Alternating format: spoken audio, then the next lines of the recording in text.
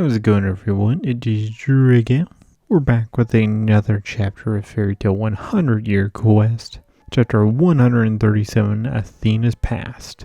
The cover page for this chapter has Kana on it, which I really like this art for Kana, and it's also very rare to see her fully dressed.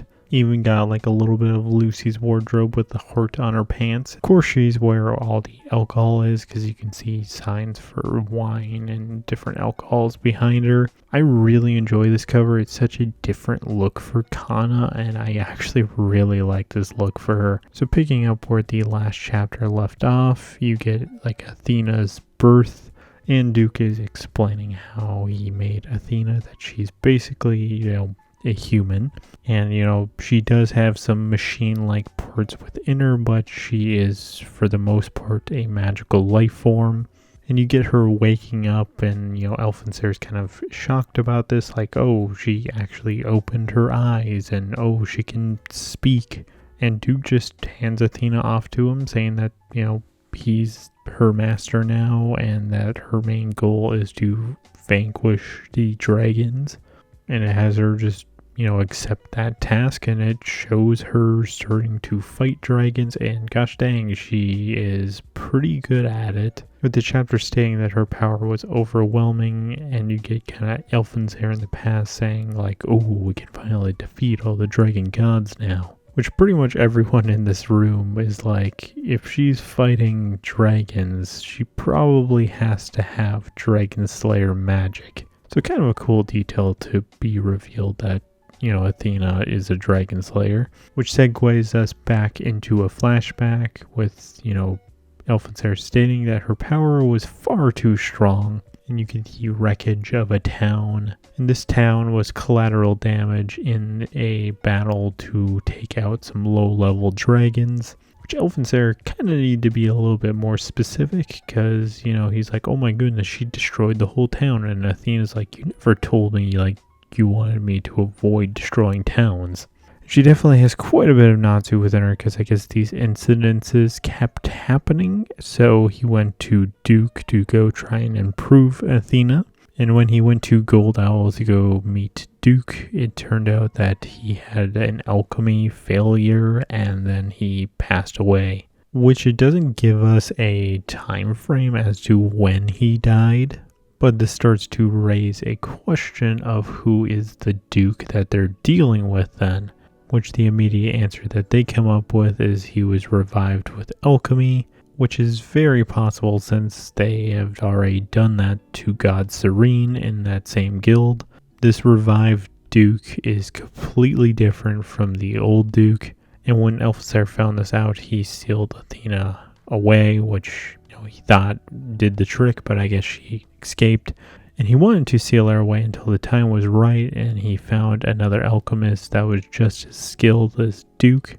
And even though he had the location of Athena compromised, and he didn't think it would fall into anyone's hands, turns out the person that actually unsealed Athena was Athena. Which I kind of love that she's having this casual conversation while having the most gigantic hole in her stomach, which Elfinser asks her if she's alright, which she's still trying to understand feelings because she's like, this is known as sympathy, right? Which Elfinser asks her if she's alright, which she's still trying to understand feelings because she's like, this is known as sympathy, right?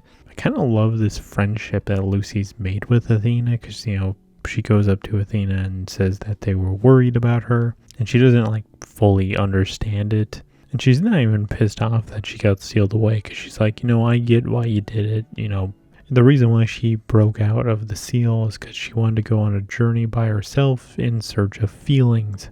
And she didn't want to return to Elfinser, and Duke had already passed away, so she pretty much had no choice but to live on her own. Athena says, it must be strange to hear a doll talk about living. Lucy's super encouraging about this because she's like, there's nothing strange about it because you are alive. And I really like the smile that Athena does. And even Elfinser is quite surprised that Athena smiled. And as she was on this solo journey, just people started gathering around her, and that eventually turned into the magic cult of Rebellious. which kind of fun that you get a little bit of a timeline as to when this was happening, because they say, this is the same time that Avatar was forming, which I kind of love that they called it a cult, because she's like, it may have been a cult, but I wasn't preaching anything. People just came to me and started worshiping of their own volition. Even with all of that, she still didn't have any feelings and she had no fulfillment. And that's pretty much when the current Duke appeared to her. I do like that she immediately knew that this is like a dude that should be dead, and like the current Duke here is not real. And even with that like red flag, she was like, he offered me a pretty good deal. He came to her with the deal that he could alchemize feelings for her if he just helped him. And she pretty much left rebellious and joined Gold Owl at that point. And this is where this chapter starts to get a bit crazy, because she says that Duke is not fake, nor is he real either. And pretty much everyone's like, what the heck are you talking about? And Athena says that he is a concept, an embodiment of the concept of Duke, that he is an illusion created by alchemy, and the Gold Owl Guild as a whole is an alchemist. The Gold Owl Guild itself is actually the metal dragon god Vernus. More specifically, it is his will. And this is when everyone else is like, what the heck is she talking about? And Athena says, to put it more simply, Gold Owl is Vernus. Which everyone in the room's thinking like, oh, he actually is the guild hall. Athena shuts this down by saying, no, he actually does not have a physical body. Which at one point he did have a body, but now the dragon is living as a concept.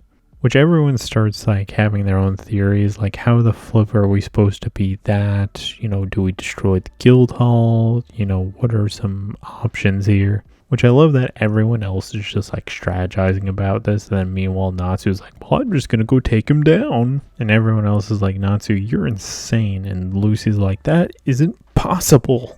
Which Athena agrees with Natsu, because she says it is possible and she knows of a way to defeat him. And that is the end of our chapter. So my thoughts. This is quite the backstory chapter. I like the little backstory we're getting for Athena. I like that she unsealed herself and went on this journey. That was pretty fun. Like the friendship between her and Lucy. That's been a pretty fun thing to witness. Very intrigued as to how they're possibly going to defeat this dragon god that literally has no physical body, but it's its will. So like, how do you even touch it? If you have any theories as to how they're possibly going to defeat that dragon god, let me know. Sorry that this chapter went up a little bit late. I completely forgot it was the chapter release day. So leave your guys' thoughts on this chapter in the comments below. Thank you for watching, and this is Drago signing out.